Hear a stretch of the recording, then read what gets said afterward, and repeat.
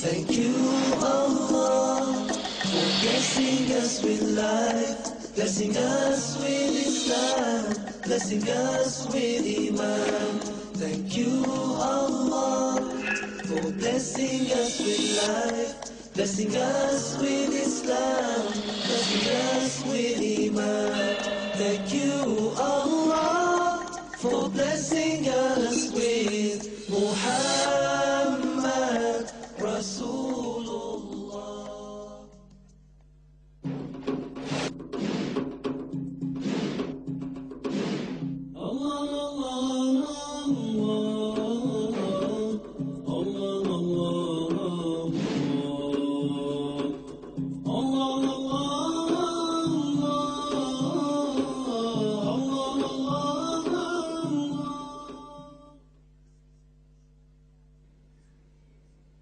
As I move forward in my search, don't think for one moment that I was waking up every morning and saying, now who am I going to go and find today? No. But the world is a place, and it was a place then, particularly then, where people would grab me every now and again and try to pull me back into the dunya and just let the desires explore. You see? So come here, have this drink, have this, have that. It's great. You don't need all that rubbish. And there was a guy all this time, I'd spend some time with him at the weekends. You know, for 8 years I was with him. And I remember one day in the weekend, and he would say to me, you know, there's something wrong with you. There really is. What's wrong with you? Why are you so concerned about things? You're almost mad. And he suggested that even he would get me a doctor. You see? Because I was striving against the norms in society. And that time I went through a lot. I was reading a lot, and I started to drink because I just wanted to just relax and just take all the pain away of the world. And there were days then when I would look outside and see the light and then just want to turn the light off, you see? And I would look out and outside and just say to myself, hey, I don't need this dunya. I don't need this world, you know? There's no purpose to it, so why am I bothering? There were times when I spent days and days and days on my own, didn't talk to anyone. And there were times when I used to look out of the window in the night and just search for the truth in the skies. I used to look at the stars, and I started reading about astronomy. I would look at the sun and the moon. I would read about these heavenly bodies. And I would say, look at the enormity of this world, this universe. The nearest star being, 4 light years away. 186 meters per second, light traveling from my eye to that star. At that speed for 4 years before I'd even get to the nearest star. And I said, I really was frightened. I was so petrified because I didn't know why, and I was looking at these amazing things going on around me. There was one day that I decided, I'm going to walk into the church across the road. I said, the church, they must have the answer in the church. I went in there, and he wasn't ready to see me, but he told me, book an appointment to see me. You see? So we booked the appointment to see the person who's going to tell you why you're here. Like a doctor is going to give you the medicine. The day after, I came in his office. The first thing I noticed, he was too busy to talk to me. Shuffling books around, papers around, answering the phone. He said, no, what can I do for you? So at that point I said, look, I'm going to tell you that. And I poured my heart out to this man, a stranger. I said, look, you're a man of God. I want you to tell me, who is God and why am I here? You have to tell me. He said, well, have you ever thought about doing a theology degree?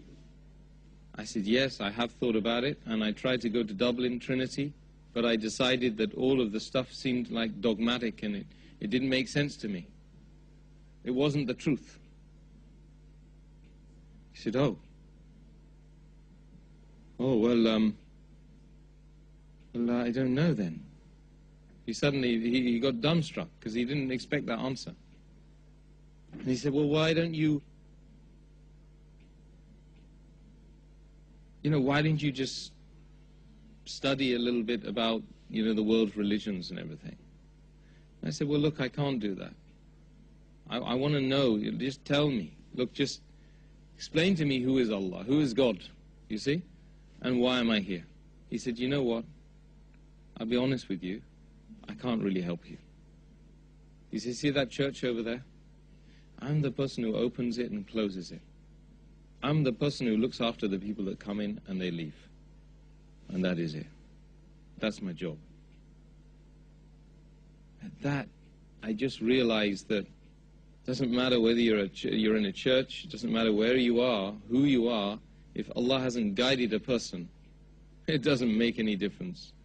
That person is not going to be able to help you. So imagine I've gone through Buddhism, I also went through Hinduism, I went through socialism, I went through Christianity now. Twice I'd met the Christians and I hadn't got the answers. I'd gone through, Tai Chi, I was doing Tai Chi and martial art, meditation, and I'd tried veganism as well. Vegetarianism and veganism. It didn't give me the answer. None of them gave me the answer. At one point I got into science, and I started studying science and astronomy, and that just confused me, because what I realized is science is just about attaching labels to things which are obvious. But there's no explanation. And that really worried me, because I realized then that this 5%, they didn't have a clue. In fact, they were hiding the truth away from the rest of humanity, because they did have the truth. But they just weren't experimenting properly. They weren't asking the right questions, like, why am I here? Where am I going to go after this? These are the important questions. The perennial questions that every human being needs to pose to himself and to others around him. So then, Ramadan, 15 years ago now, in the university, I didn't know it was Ramadan. I had this girlfriend, and we weren't, for obvious reasons, we won't identify the person. But she happened to be a Muslim. But I didn't know that at the time. I mean, I didn't even focus on the Muslim bit, because it wasn't important for anyone. Malaysian. And as it happened, one day she came to me and she said, look, this coming month, please don't come here. And I had struggled to make relations with this girl because I thought it would help me spiritually, emotionally, etc. And then she turns up and says, don't come here for the next month. So I said to her, simply, I said, either your religion doesn't make any sense, because she told me then, of course, it was religion and it was Ramadan, or you're not following your religion properly. She became angry. She said, don't you cuss my religion. Don't you dare do that. Became angry.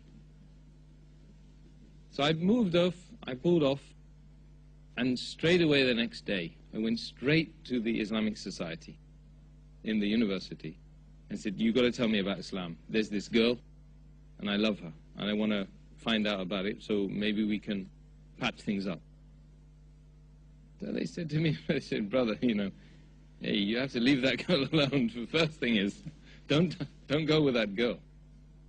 I said, well, that's not really very fair, because I love that girl. What's wrong with her? No, because she's not supposed to do these things, you see. So they gave me some books. Started reading loads and loads of books about Islam. I'd go back to her, and I'd explain to her, I've read this stuff, and by the way, do you know you're not supposed to do this and this? Why didn't you tell me these things? I would have respected you. I wouldn't have done those things. Oh, It's only for religious people and stuff like that to come back with the answers. So I said, well, look, at the end of the day, you know, why don't we just get married? We can sort this out, you know. At that time, I hadn't read that, of course, you have to be a Muslim to marry a, you know, a Muslim girl. So she put me off, and she became very angry with me because, you know, she saw that I was getting close to this thing which was going to maybe ruin things, you know. That, of course, you have to be a Muslim to marry a, you know, a Muslim girl. So she put me off, and she became very angry with me because, you know, she saw that I was getting close to this thing which was going to maybe ruin things, you know. So, shwaya ba shwaya, little bit by bit, reading and reading and reading, I started to look at the world outside with new glasses on. It's like somebody had put a pair of glasses on. Suddenly I could see things in focus, you know. I could see the foreground and I could see the background. Whereas before things were a bit cloudy and hazy. And the more I studied to fast in the month of Ramadan. I started to fast. And sometimes I would go to the masjid, the small masala, and I would just join their prayers. I didn't even know what I was saying. I was just doing the motions. And after some time, this occasion happened that I was with some people one night, and I had been continually fasting and reading and making dhikr and asking Allah for help. She was getting further and further away from me. And my objective was to get closer to her. Read the books and do the fasting, so I get closer to her. And I started to see the world as a totally different place. You wouldn't believe how someone can change overnight. Like two weeks, I became somebody who just didn't know anything, as to somebody who really had some sort of confidence about why I was here. But it wasn't written on me yet. It wasn't part of Yusuf. It wasn't part of Tim. I was in London, and I was with these guys that I used to know back in the days. And then I had a terrible evening with them, because everything they did contradicted what I was doing for 2 weeks. They want to drink, they want to do all sorts. I won't even mention the things they were doing. Disreputable things. So they were contradicting me, and I was contradicting them. For the whole night, I just kept reading the book. They were just gone. I was in a room on my own. And then I went to the bathroom. I just made wudu. I just made the ghusl. I didn't know what I was doing, because I didn't know ghusl really. I just read some stuff in a book. And I became totally and utterly focused on Islam has to be the right way.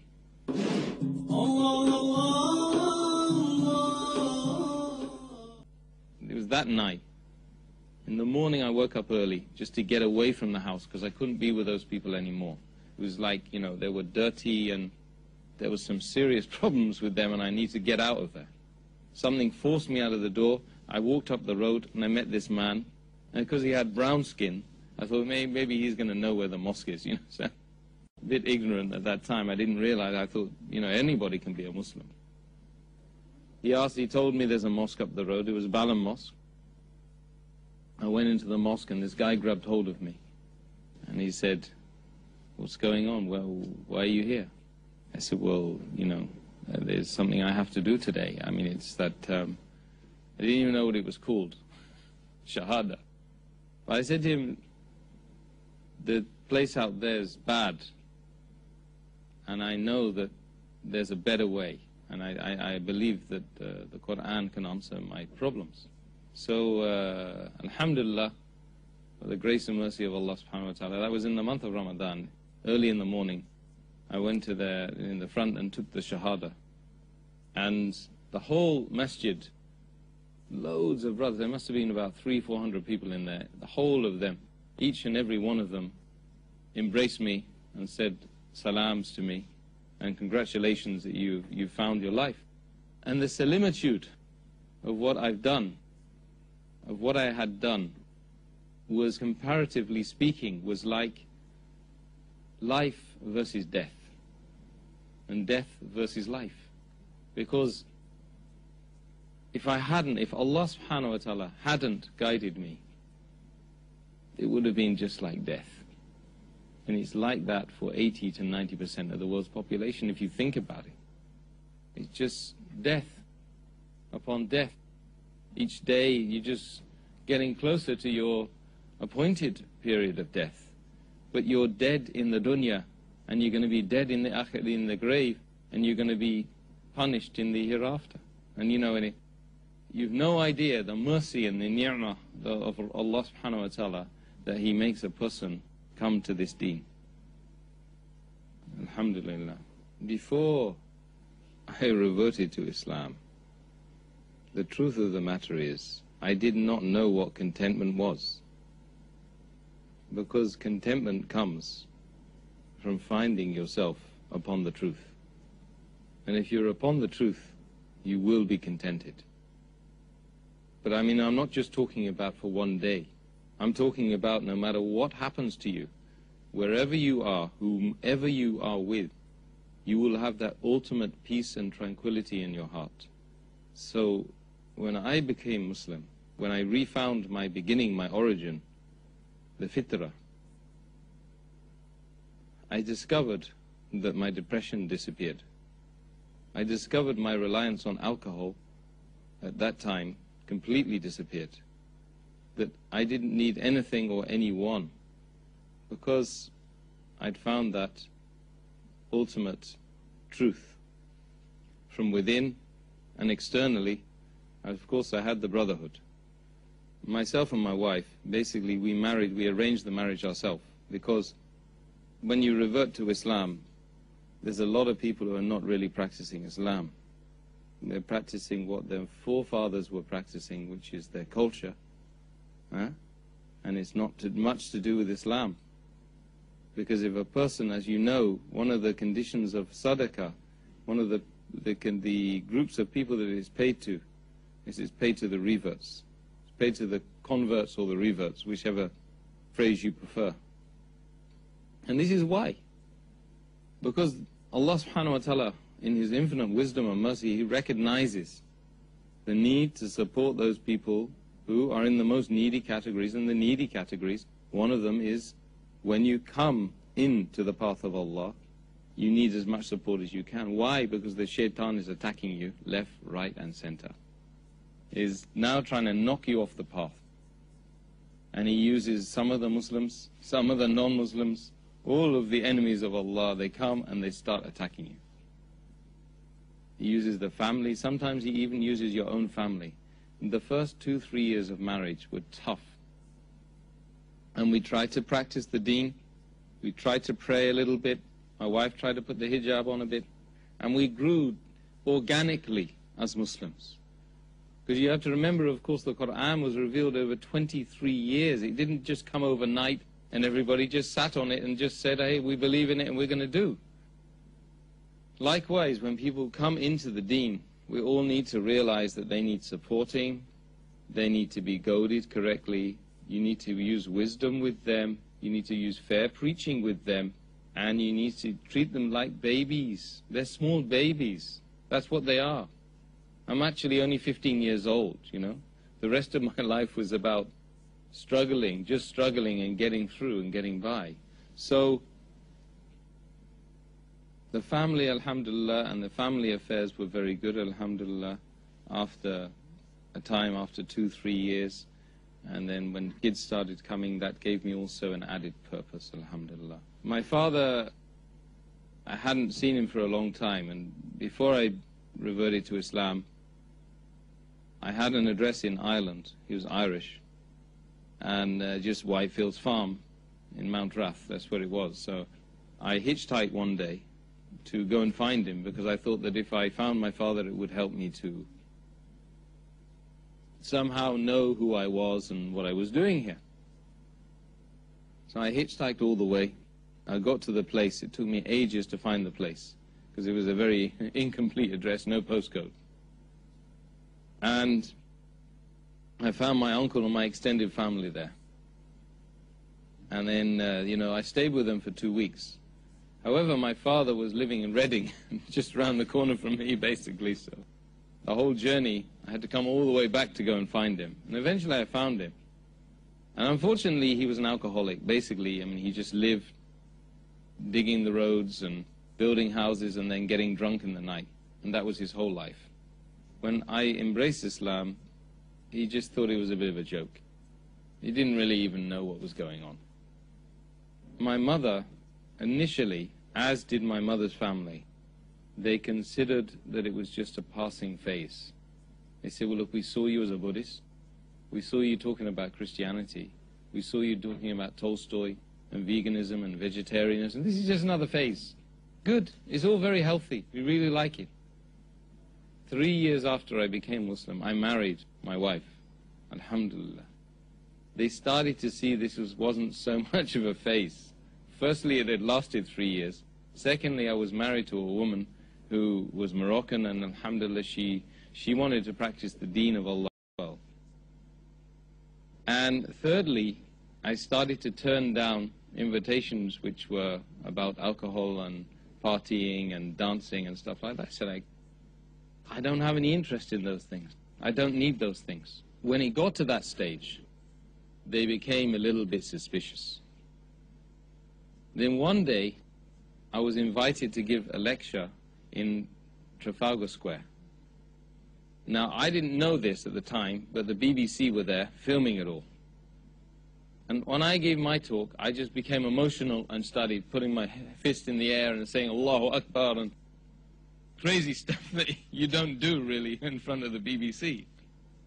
As it happened, the BBC filmed me and showed me on the 6 o'clock and the 9 o'clock news. So then when I got home, I got this mad rush of phone calls from my family saying, Tim, what's wrong? What's happened to you? So in actual fact,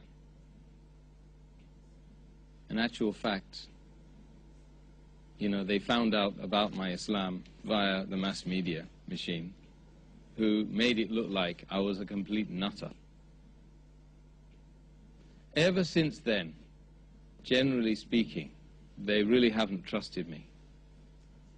There's a message here, you know, it's about, you know, the media and the way we use the media. And I believe that that they know that it's changed my life for the best.